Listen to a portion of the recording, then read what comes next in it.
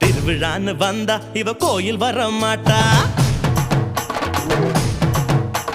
திருவிழான்னு வந்தா இவ கோயில் வர மாட்டா. அரிச்சந்திரம் போல இவ போய் பேச மாட்டா. கண்ணகிய போல இவ கோவப்பட மாட்டா.